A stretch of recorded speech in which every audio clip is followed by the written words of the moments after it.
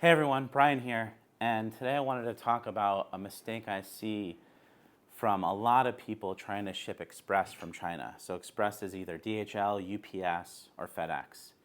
And I've seen this with people that are just starting out manufacturing in China, but also from very experienced people that have been manufacturing in China for years and have big businesses. And the biggest mistake that I always see them make is that they try to open their own account with these carriers, with DHL, with UPS, with FedEx, to ship their products from China to either the US or Europe or wherever they're shipping. And this is one of the biggest mistakes because going with a local Chinese forwarder is going to save them a ton of money. And this is what we recommend people do when they're trying to ship these express shipments out of China. And the reason is that the market is set up where there's a handful of freight forwarders that negotiate really good rates with DHL, UPS, and FedEx. And they basically have massive volume. The amount of volume that it'd be impossible for a small company to achieve. And these large freight forwarders basically sell this express shipment model to other freight forwarders. And these freight forwarders sell it to the end customers or factories.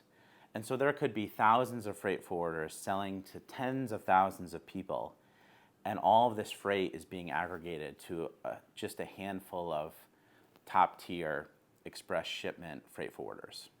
And so the price that they're able to get is so low, and they can pass part of that savings on to you, and the cost of that shipment is still going to be lower than you could get yourself by signing up directly with any of those shipment companies. And so what we recommend people doing to find their Chinese freight forwarder, the first they could do is just ask some of your friends to see if they know anyone that's using one. The second is you can go online and search. Obviously this is a little bit more risky, but at least you can find some people and talk to people and see what the rates are. And the third is you can ask directly your factory.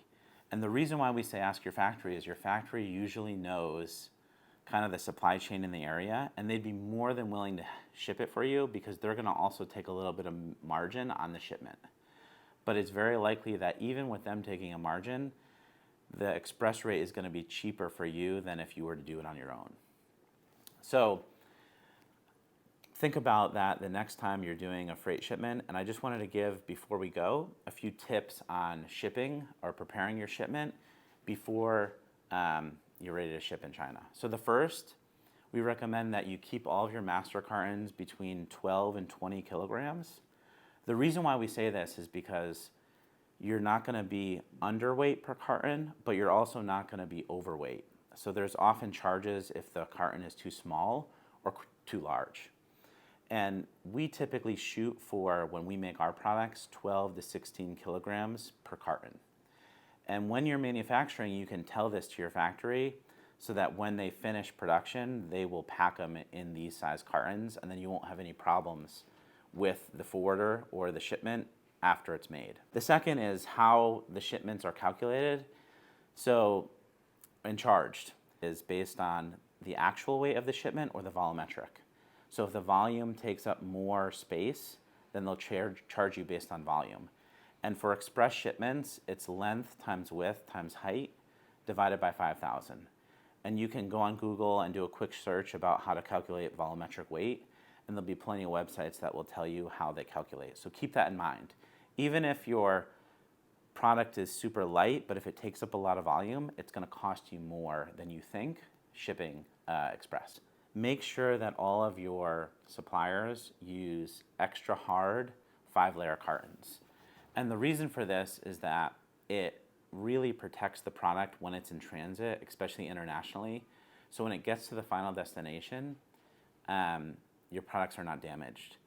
And the additional cost for the improved carton is worth the savings that you have if you have a damaged product. And most Chinese factories will default to give you kind of crappy cartons. So you need to remind them and tell them before production starts that that's what you want and that's what you request. Some might charge you extra for it, some might not. Some might say we do it anyways.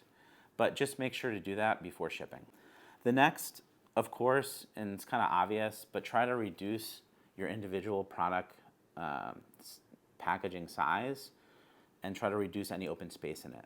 And that's going to help you, reduce costs shipping from China to wherever you're going, but also the delivery fees. A lot of the carriers in the US and Europe are counting volume versus weight, and so it's going to save you money if you can keep the product as compact as possible. And the final tip is that if you're not in a super big rush, we recommend to look into shipping by the fast boat. And by the fast boat, I mean Matson, the CLX. And this boat leaves out of the Shanghai area, and it can arrive and your goods could be picked up for delivery usually within 20 days. And so an express shipment might take around 7 days, but if you're really not in a rush, you can put it on that boat. It will be a bit more expensive than a regular sea shipment, but the amount of savings you'll have compared to the express shipment will be huge. And so it's something that you might want to think about, even if it's, even if you're comparing air freight and sea freight. So I hope you guys learned something. I hope you enjoyed the video. If you did, remember to click the like button, and we'll see you next time.